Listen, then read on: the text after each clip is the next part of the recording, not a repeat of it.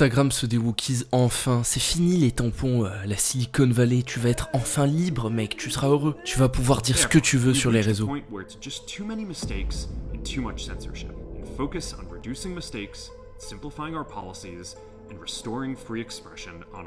Et les gauchistes, eux, quand on est libre, ça les énerve. Ils aiment pas, ils pleurent. Voir les autres libres, c'est pas ancré en eux. Ils veulent contrôler les autres absolument. Est-ce que je vais être enfin libre? Est-ce que c'est maintenant? Est-ce que c'est fini les woke? Je pense que si t'as eu ce genre de réaction en voyant les news récentes par rapport aux médias en Amérique, c'est que t'es manipulé. Je veux pas te mépriser, je veux pas faire le fils de pute, mais je pense que t'es manipulé. Et je pense qu'on l'est tous. Je vais essayer de t'expliquer dans quel but je pense qu'on est manipulé, et est-ce qu'au final il faut se casser dans la forêt et aller enculer des castors? Ou est-ce qu'on peut faire quelque chose? C'est bien les castors, j'aimerais enculer des castors. Mais je dirais d'une personne à l'autre, ça doit osciller entre 300 et 600 reviews par jour. Moi, le pire, je dirais peut-être les décapitations et le viol de bébés. Ouais, ça, c'est peut-être les choses les plus fortes. T'es sûr que la censure, c'est pas bien? Un petit peu de censure, un petit peu. Un petit peu là, ça ferait pas de mal, non? Mais jusqu'à où ça peut aller, ce un petit peu? Pour commencer, qu'importe ton avis, qu'importe ton positionnement, ça, c'est flippant. Sur les réseaux, en revanche, je n'ai que le reflet de ma propre vision du monde. Les contenus que je reçois deviennent ma vérité absolue. Qu'importe que t'aimes les barbus, te griller la queue au Texas ou ce genre de choses, ou encore check des tweets dans ton bureau à Libération à Paris après ton brunch, ça te fait chier en théorie. Que quelqu'un puisse te contrôler autant et que quelqu'un puisse avoir la main mise sur ton avis et ce que tu penses, c'est censé te faire chier. Bon, on le sait tous maintenant, mais chaque jour tu passes des heures designées sur un truc pour te contrôler. Et ce truc arrive à te contrôler. La preuve, t'as déjà commandé des livres ou regardé du porno, scrollé sur Instagram. Ça nous est arrivé à tous. À part au mal alpha, viril qui vendent des formations sur Instagram à 6 000 balles. Et ce qu'on te vend maintenant, du coup, c'est un wokisme qui se meurt petit à petit pour laisser la liberté d'expression enfin arriver. Tu vas enfin pouvoir être libre. Ça, c'est beau. On te rend ta liberté. On relâche un peu de pression sur la laisse. Globalement, c'est juste de la drague. Ils draguaient les woke à une époque parce que c'était à la mode. Maintenant, on vient draguer l'inverse, ce qu'on a créé en draguant les woke. La survirilisation de l'homme, la liberté d'expression, la liberté de dire ce qu'on veut. The kind of masculine energy, I think, is good. And obviously, society has plenty of that, but I think having a culture that like celebrates the aggression a bit more has its own merits. Le sentiment le plus engageant est celui qui te garde en train de scroller sur ton téléphone, c'est le sentiment de haine. C'est le sentiment de colère. Ça nous est tous déjà arrivé de suivre un influenceur qui partage des choses qui nous frustrent, qui partage des choses qui nous énervent au quotidien. J'en ai même fait mon métier au début. Et ça, crois-moi, le Z et le M, ils le savent bien. Je suppose que tu as déjà vu des vidéos sur l'algorithme, le contenu que tu consommes, t'expliquant qu'il est dans une bulle. C'est-à-dire que tu es dans une bulle algorithmique qui te montre des choses qui te ressemblent et qui te montre des choses qui vont dans ton sens. Algorithms give you exactly what you want or what they think you want. You only see information that shows you opinions that agree with yours, while dissenting opinions or information are filtered out. Since you only see content close to your worldview, more extreme and toxic opinions suddenly seem less extreme. Mais sache que cette bulle, elle existe aussi dans le sens inverse. T'as jamais regardé quotidiennement des vidéos de mecs avec qui t'es pas d'accord et ça t'énerve? Pas d'accord dans le débat, mais pas d'accord dans le sentiment profond. Sur Twitter, t'as jamais suivi une page qui partage uniquement des choses qui te frustrent, qui créent de la colère chez toi? La réaction émotionnelle négative, on le sait, c'est la nourriture des médias. Qu'importe le média, que ça soit une chaîne YouTube, une chaîne télévision, ou même à l'époque, ça pouvait être avec un journal. Le négatif vend plus, on le sait. Donc à l'époque, dans son essence même, de base, le journalisme, c'était te faire réfléchir. Maintenant, c'est plus te faire interagir, te faire réagir émotionnellement pour que tu reviennes, pour que tu interagisses à nouveau dans le futur. C'est une addiction. C'est acté, ça y est, depuis quelques années dans l'imaginaire commun que TikTok nous manipule, c'est les Chinois, ils veulent nous rendre cons. On le sait tous, on continue d'y aller. Et en plus, le créateur vient de Singapour, c'est pas un Chinois. Pourquoi est-ce qu'on attend cette image pour TikTok et pour la Chine et pas pour Meta et l'Amérique? Peut-être parce qu'on a cet imaginaire anti-Asie depuis des années, entre le bloc de l'URSS et le bloc de l'Amérique, le grand méchant chinois qui te contrôle, et en Occident, nous on a la liberté, on est libre, on n'est pas soumis à ça. C'est ces pauvres petits chinois qui sont contrôlés, nous non. Mais la finalité elle est la même, on veut juste que tu consommes. c'est juste que tu vas consommer ailleurs, chez quelqu'un qui a une devanture différente. Elon Musk, bon Zuckerberg, on a vu son revirement récent, mais Elon Musk, il l'a compris depuis bien avant. Et maintenant, Elon Musk commence à influer sur la politique européenne. Si Donald Trump, si Elon Musk s'attaque à l'Europe, parce que l'Europe représente ce qu'il déteste finalement, un endroit où les nations règlent les conflits non pas par la force et par le deal, mais par le droit et la discussion pacifique, eh ben, il faut que l'Europe soit ce pôle de résistance. Il a fait un podcast avec une meuf de l'AfD.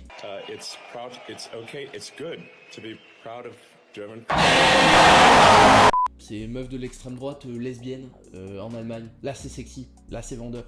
Et pour les bandeurs de conflits d'intérêts, Elon Musk a beaucoup d'usines Tesla en Allemagne. Conflit d'intérêts infâme, c'est comme s'il n'y en avait pas partout. Tu sais. L'argument, c'est dire on va donner la parole à de pauvres causes invisibilisées par tous ces méchants woke, tout ce contrôle de la gauche woke. Nous, on va vous redonner votre liberté. Vous allez être libres, les mecs. La finalité de ça, c'est juste qu'il y a des avis extrêmes qui vont pouvoir s'embrocher. Et plus ils vont s'embêter, se clasher entre eux, plus ça fera de vues. C'est toujours ça. La liberté d'expression dans un contexte de marché et de capital, c'est juste un prétexte pour te soumettre à consommer chez quelqu'un d'autre. Viens consommer chez moi, je suis libre. C'est pas parce que tu vas pouvoir dire sale p à un mec que t'as insulté sur Instagram que t'es libre, petit chien. La laisse n'en sera que plus serrée autour de ton cou. Et dans ce brouhaha de réactions émotionnelles, on trouve des mecs avec un peu plus de narcissisme, un peu plus mégalo, qui sont capables de devenir des leaders de ça.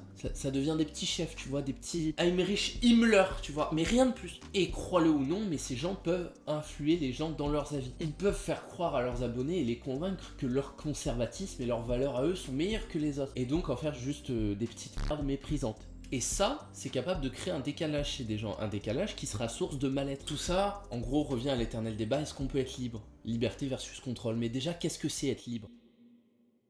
La liberté, la vraie en théorie, c'est celle de penser et de faire ce qu'on veut, pas forcément de dire ce qu'on veut. Imagine on te rend plus pauvre, avec moins de temps libre, plus soumis à absolument tout, mais on te dit qu'on te rend ta liberté, parce qu'on te permet de dire ce que tu veux derrière ton téléphone. Est-ce qu'on serait pas en train de te vendre ta liberté via le meilleur outil de soumission qui ait jamais eu au final? De Villepin d'ailleurs, qui va se présenter pour être président dans pas longtemps, le dit dans son interview avec Edoui Plenel, il parle du suprémacisme technologique. Nous l'avons vécu pendant la Deuxième Guerre mondiale, où il s'agissait d'aller vers une plus grande pureté raciale. Eh bien, nous voyons aujourd'hui que l'hégémonisme technologique peut conduire aussi à une pureté qui réduise l'homme à un ensemble de données et lui confère certes l'éternité, mais pas par les astres.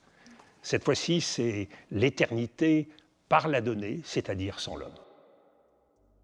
Donc, on a vu Zuckerberg qui a changé sa veste, qui est passé de petit bobo woke à lourd mec viriliste qui fait de la boxe et qui s'est découvert hétérosexuel. Ça y est, il a une bite. Déjà, faut savoir que moi j'ai un conflit d'intérêt dans cette histoire, et c'est un conflit d'intérêt positif. J'y gagne.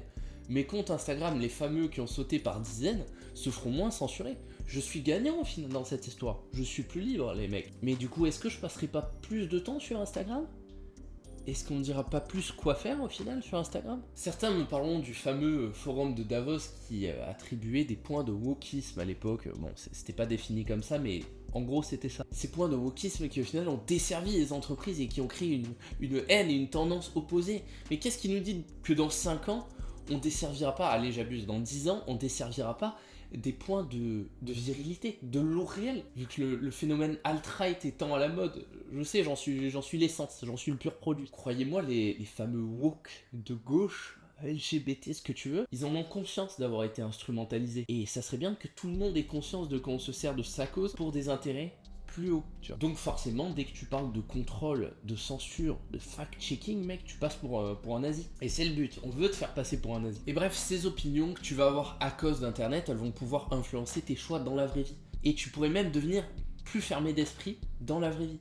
Et donc louper des connaissances, des connexions, des gens que tu pourrais rencontrer, juger des gens, et même, bon j'abuse, mais tu sais, c'est la caricature, oh tu vas exclure ton fils parce qu'il est LGBT, j'abuse.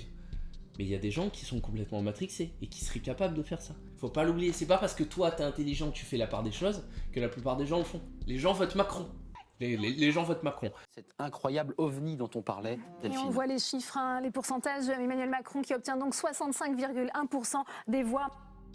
Donc ça c'est une théorie politique, elle va faire péter un câble à beaucoup de monde. Mais en gros, la violence physique, elle est facile à voir, tu vois. C'est le baqueux quand il te met le coup de matraque en manifestation. Qu'importe la manifestation d'ailleurs. Mais la violence psychologique, donc de classe sur les prolos, elle est plus abstraite, tu vois.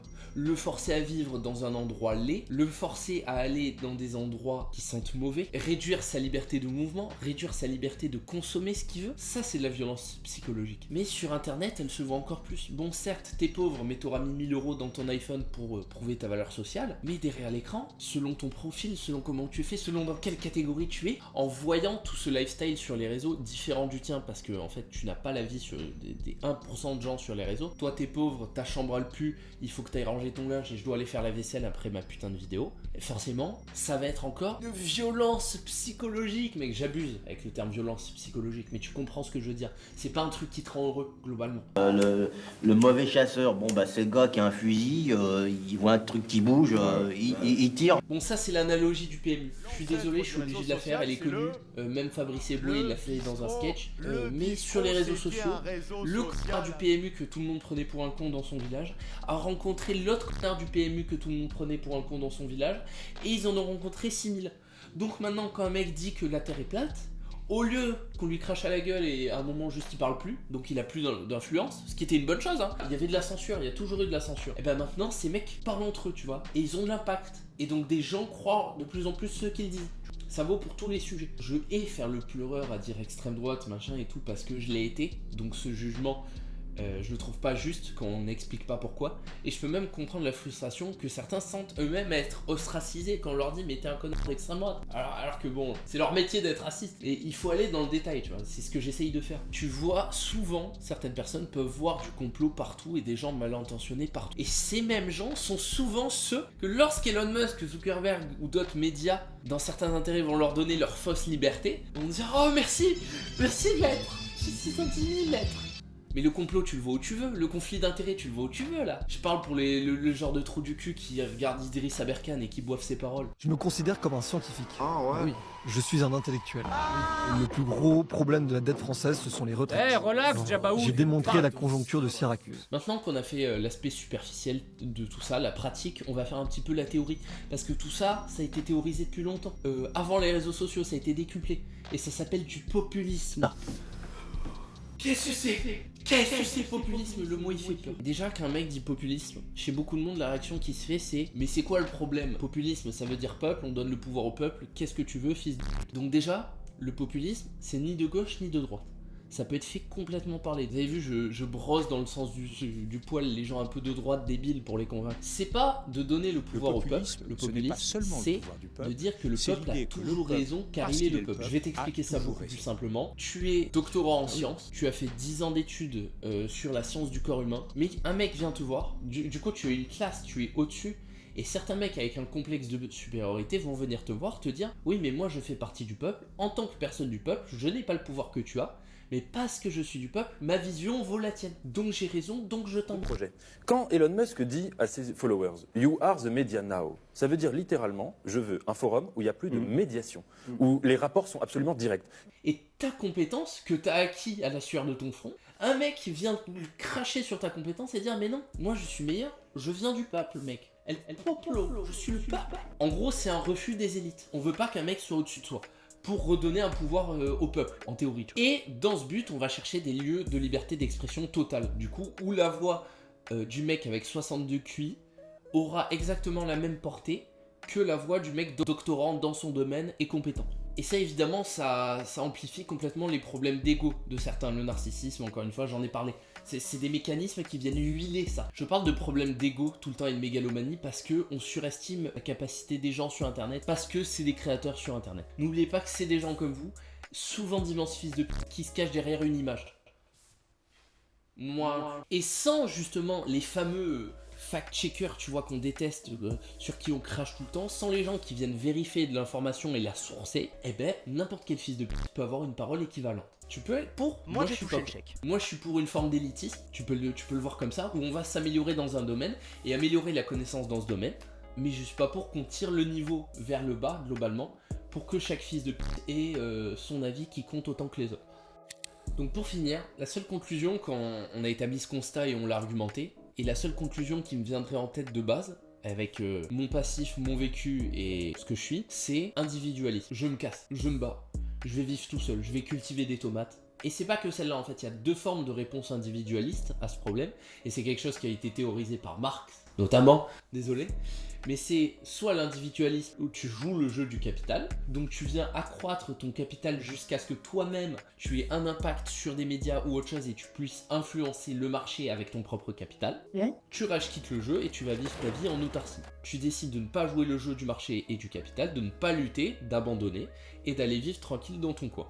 Et c'est pas récent comme problématique. Il y a eu des réponses à ça, des écrivains de gauche globalement, comme Weil ou Michéa, qui ont théorisé sur ça, l'individualisme. J'ai commandé un livre de Michéa et je dois le lire. Le dernier choix, tu décides de lutter et de faire confiance aux autres. Et ça, c'est plus compliqué. Pour moi, c'est très compliqué. Et cette façon de voir les choses, il y a plusieurs trucs qui la changent petit à petit dans ma vie. Mais une des principales, c'est vous. J'ai changé d'opinion et j'ai perdu des chaînes YouTube. J'ai évolué sur absolument tous les plans de ma vie. Mais t'as des gens qui sont toujours là. T'as des gens qui ont toujours été là pour m'aider, toujours été là pour me soutenir. Et ça me permet de croire et de me dire que je peux peut-être faire un peu confiance aux autres et peut-être croire qu'avec les autres, on peut évoluer et lutter contre ces problèmes de notre vie. Donc je vous aime. J'aime bien la conclusion, ouais, travailler, j'avoue. Voilà, c'est tout ce que j'ai à dire. Achète l'antiprogramme. Il finit avec un gros message capitaliste. Achète l'antiprogramme, fils de pute. 20 balles pour plus jamais acheter de coaching de ta vie. Merci de me soutenir partout. Lâche ton téléphone aussi. Après cette vidéo, ça me ferait plaisir. Et des bisous. Ciao, mec. J'ai oublié de te dire. On a fait un vlog. Voiture. Farine de vie, ça s'appelle. Sur la chaîne Infit. Extrait. Vroom vroom.